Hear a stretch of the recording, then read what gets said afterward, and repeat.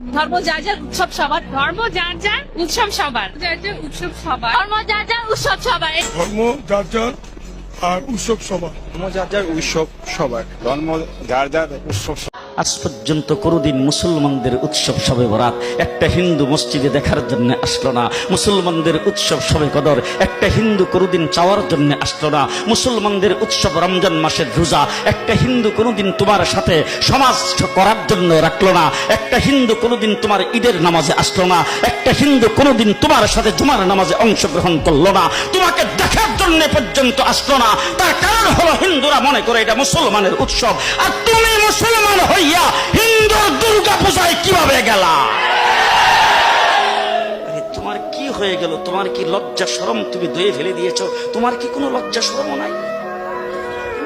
লজ্জা শরম নাই? আবার কি সুন্দর বলতেছ, ধর্ম যার যার উৎসব সবাই।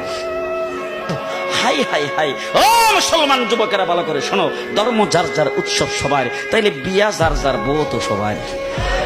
জি, বিয়ে যার যার বউ সবার, পুষ্কুনি যার যার মাস সবার, গাছ যার যার ফল সবার, ক্ষেত যার যার ফসল সবার, দোকান যার যার মাল সবার। এখন ঘুমাইছে কি কথা বলেন না কেন? তাহলে আমার দোকানের মাল যদি আমার হয়, আমার ক্ষেতের ফসল যদি আমার হয়, আমার গাছের ফল যদি আমার হয়, আমার গাছের নারিকেল যদি আমার হয়, আমি বিয়ে করলে বউ যদি আমার হয়, মুসলমান আমার পুষ্কুনির মাছ যদি আমার হয়, তাইলে ধর্ম যার উৎসব তার।